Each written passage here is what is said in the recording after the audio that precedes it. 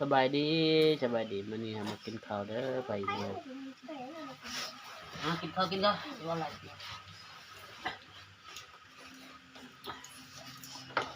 เอากองล้างเลยบ่มาเด้อกินข้าวเด้อตรงด่างมันขยันเห็นมือบ่เลยจุ่มเด้อ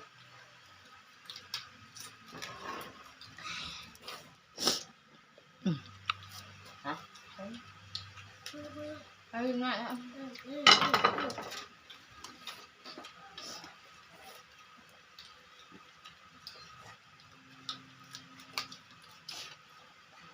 หนาวเอ้ยบอกว่าเฮ็ดเป็นปด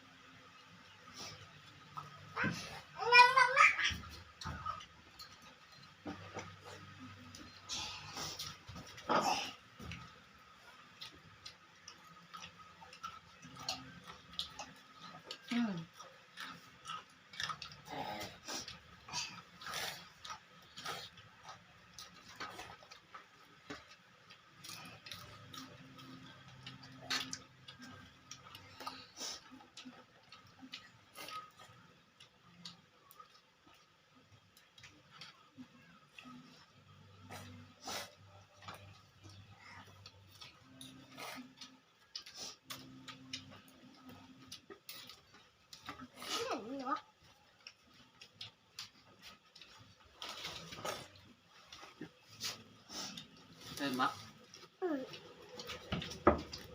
เดี๋ยวค่อยๆจะยับไปยับมา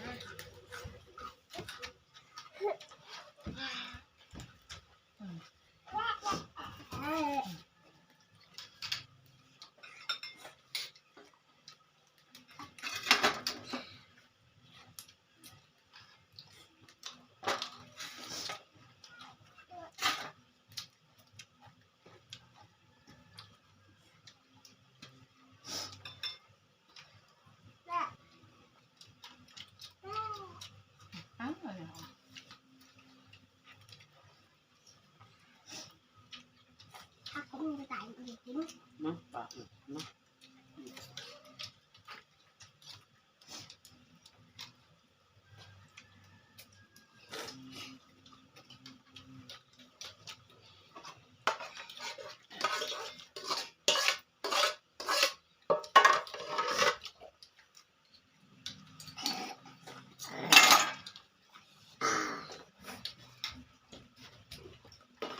กินข้าวยังต้องบุดแล้วกัน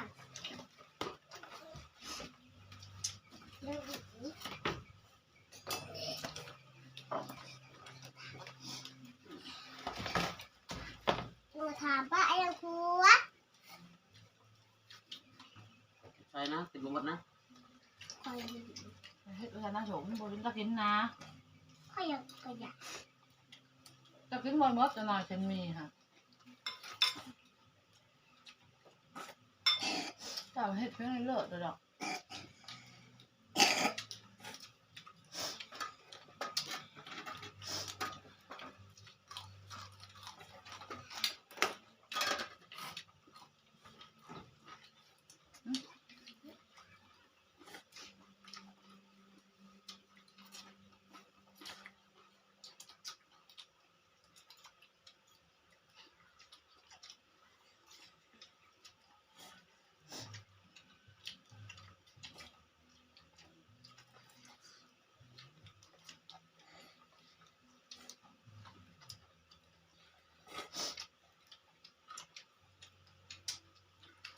เขาก็หานมากกว่าโต๊ะ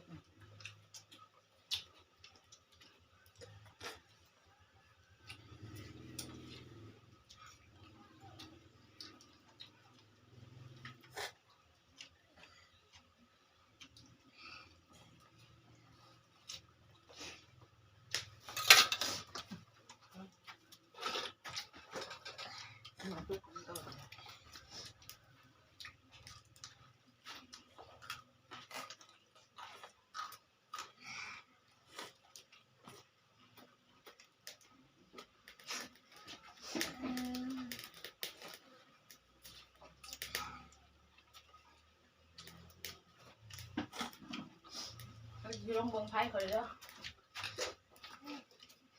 ให้ยังไง เฮ็ดหนูเข้าไป อะไรเนี่ย นี่มันซุกหรือเปล่า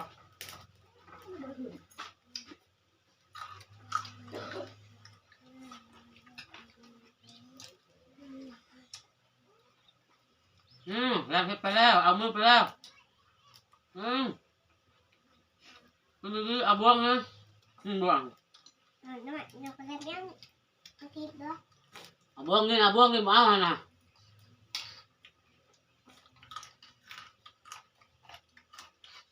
ลูกเราเล่นรถนะ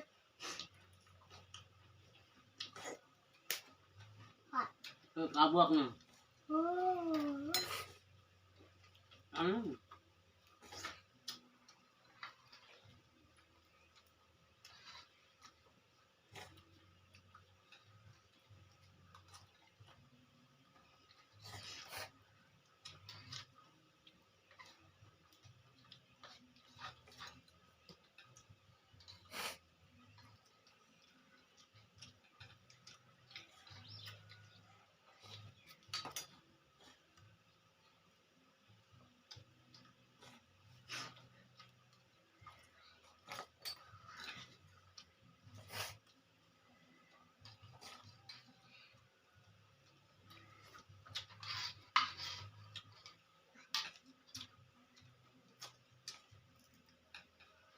อย่า โหพอเขาเป็นอีกอย่าง